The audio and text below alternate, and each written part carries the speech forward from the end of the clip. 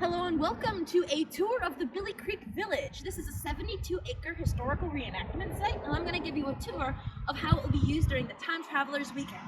So, first things first, that is Highway 36. That is where you'll come in, and you see a big sign, that wooden sign over there, and this big parking lot is where most people are going to park, as well as in that field that you're looking at right now. And then the event hotel, well, the hotel closest to the event is right over there. That building is a hotel. And then this building is the admissions building. So, if you're camping, you will drive your car around through the Billie Creek Bridge and be directed to your campsite from there. If you're staying in the hotel, you'll just park here or in the hotel lot and then walk through the admissions building, which you can follow me. Inside this admissions building is where you'll pick up all of your event swag. All you need to bring is your photo ID so we can tell you're you, and then we'll give you a whole bundle of goodies. This is also where the village bank is going to be. So if you need more coins, you can come here and purchase more coins that can be spent anywhere inside the event itself. Those coins will spend just like cash, just as good at every single vendor in here. So let's travel the Traveler's Path. This is the first destination, and it is the longest destination. It is a long path where people can set up any camp they like and is themed kind of like a room party, and they'll be set up chronologically. This is a campsite here that is totally available. Nobody's claimed it yet, as well as some area around here. Again, totally available. Nobody's claimed it. The Beeson Bridge is a walking only bridge. No motor vehicles through the Beeson Bridge. It's the bridge along the road that you can drive through, but you can walk right through this one and it'll take you through the Traveler's Path. Here we have a few more camping areas. That area to our right, totally unclaimed. Well, your right, my left. And then this area is claimed. This is where the vendors in the Vintage Village, if they choose to camp, will set up along here in these woods. This is the beginning of the first event-hosted destination, the Vintage Village. All of these old buildings will either be set up with a vendor or artisan or craftsperson inside there working, or it will be set up like a museum historical piece, like the Beeson House, which is set up like a family home of the 1800s. And we'll have character actors who you can interact with and talk to. They might even have special quests for you as well. So there are many, many buildings. I'm not going to go through all of them, but you can check out the Vintage Village destination on the website to see what we have available. This is the Gabler Cafe. This is where you can find coffee and snacks early in the morning. As early as 6 o'clock, they'll start serving breakfast and coffee, and your host for that is actually holding the camera right now. Say hi, Sam. Hi!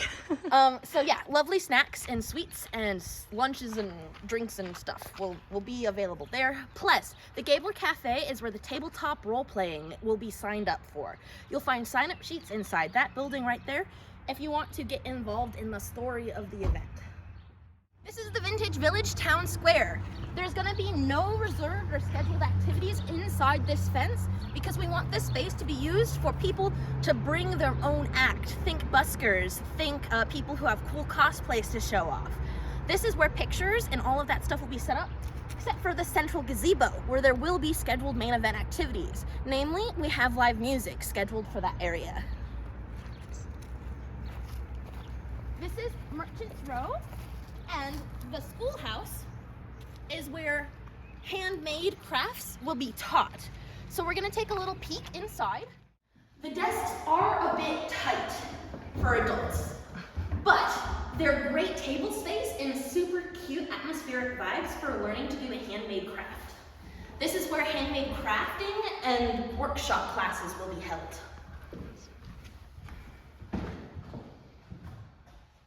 This is Merchants Row. I would like to set up a cooling area here where there's misters and tents for the hot summer heat, so that way you can sit in the central area here, explore the various shops and craftspeople. Sirkles Studio is scheduled for there, that's my shop. We already have a jewelry shop scheduled in one of those buildings, but we have more buildings available for vendors to reserve space at. This Baptist church is going to be where our speaking panels are, where anybody talking, where you don't have a handmade craft to be working on, is going to be seated because it has the best seating of all of the buildings.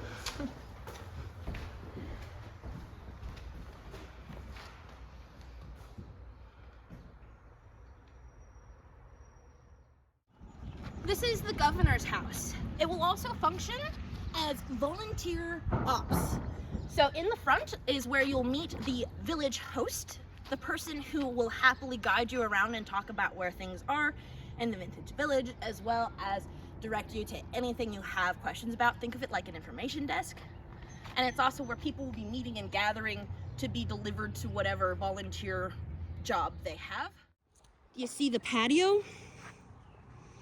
Underneath that patio is going to be the kind of out of like the volunteer gathering and organization and all of that stuff is going to be underneath that little like porch thing. That's the bridge I mentioned being able to drive through. That's the Billie Creek Bridge, and the road that runs along it is a public road. That will have people driving through at any time during the event, so be careful when you cross the street. But the buildings along this, including halfway the governor's house, are part of the modern amenities. This area right here will be where Two Bohemians Barbecue is located, and they'll have a gaming table, a little closed-in area, again, to keep cool, keep in the shade, have your barbecue, and play some card games or board games. This is the livery barn, or library barn in our case. We have several author guests visiting that we're super excited about. That will be set up in the library, or livery barn. And then this is the general store, which will be set up kind of like it is right now. Well, it'll be set up exactly like it is right now, where there's so many sodas to choose from and other various little snacks, hand pies made by the local Amish. And let's take a peek inside. This is also the only public air-conditioned building. So the Gabler is not super big and it's not gonna be the best big group hangout spot, but in the back area here, it will be reserved for open seating and the only main public air-conditioned space. So let's take a stroll back there.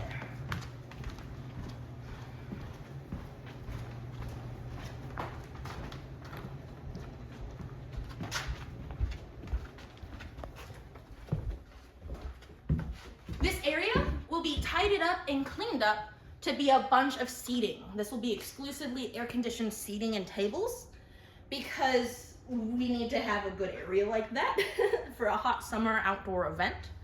And the best thing about it is this is where the restrooms are.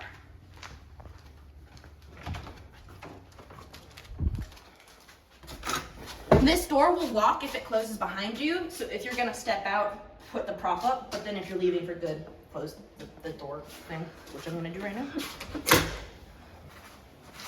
So these are our gendered restrooms. We have non-gendered restrooms at the shower house, which we'll go to in just a second.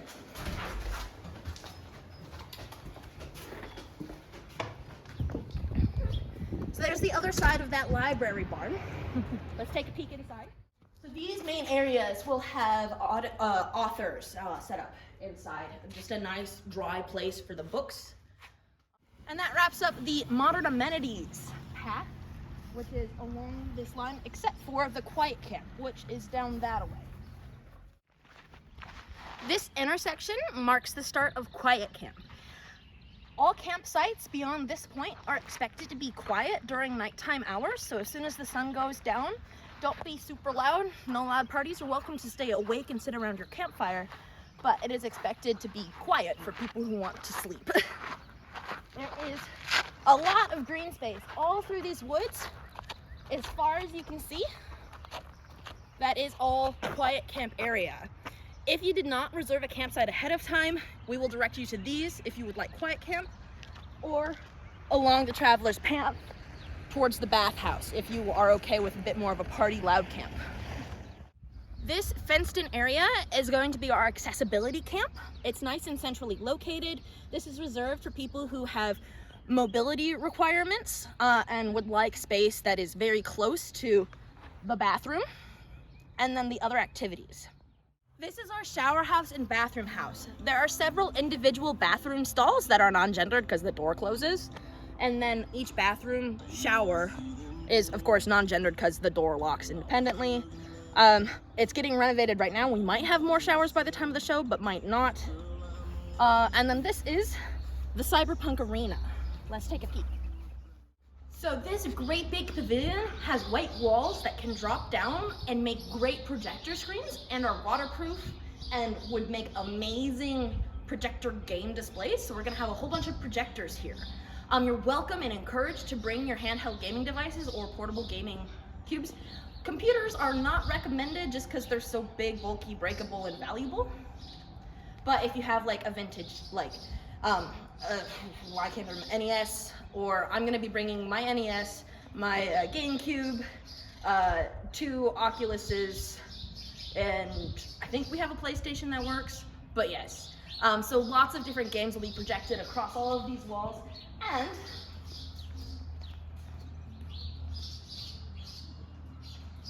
there is a lot of power. So yeah, this will be the cyberpunk arena. Very cool atmosphere as far as dark lit by fairy lights, glow sticks, video games. Incredibly different atmosphere and vibe compared to the vintage village. And across the road is the medieval battlefield. And those posts have stadium quality lighting because during the hot days, the best temperature to fight in is gonna be at night. So we have lights. So at 9 o'clock or sundown is when most of the nighttime fighting or night fights will start. So from 9 to 11 is when there's gonna be sword fighting that you can come try out. Additionally, at the medieval battlefield destination, there will be a main campfire. This is where nighttime stories and other bardic campfire activities will be held, and some thematically appropriate vendors in the area between the fighting field and the main fire. All of this green space is the majority of the traveler's path. If you want to have a loud camp, you're going to be on the other side towards the bathrooms. If you want to, like, a loud non-themed camp, but if you want guests to show up to your campsite, you're going to be put along the road. So people wandering the traveler's path can stop by your campsite, like room parties. And one of the first things of the show is the campsite judging, where the hosts and the various character actors will take a stroll through your camps, and if we think your camp is the best, you're going to win one of those $50 prize coins. So let's follow the path. And as I said earlier, they'll be set up chronologically. So the camps down here will be low tech as far as back in the past. So if we have like somebody setting up a cave person camp, they're gonna be back here. Whereas our futuristic spaceships and Star Trek stuff are gonna be way over there. Now, I know that Star Wars is a long time ago in a galaxy far, far away, but they have spaceships and laser swords. They're gonna be over there with the high-tech, futuristic stuff. So, we have good friends and many people who visit this site for various historical reenactments, such as Wild West and Civil War days, and if we're lucky, they'll bring up and set up their camps in this area and have all the space they want, because we have lots of space for them to do their thing. So welcome to the Haunted Farmhouse destination. This is where the Haunted Farmhouse host will be seated, and we'll talk about some of the necessary safety things for this sort of a LARP activity. Behind this fence is where all of the Haunted Farmhouse booths, tarot readers, crystal vendors, all of that supernatural, spooky, witchy, horror, anything that is supernaturally themed will be set up behind these fences. I know we have several tarot readers, and we may or may not have, haven't gotten the confirmation yet, an exciting actor guest of honor visiting us as well. The farmhouse itself will not have any permanent setups or space reservations. It will just be free for people to explore, sit down, hang out in, and is very wonderfully set up. Like an old Civil War era home.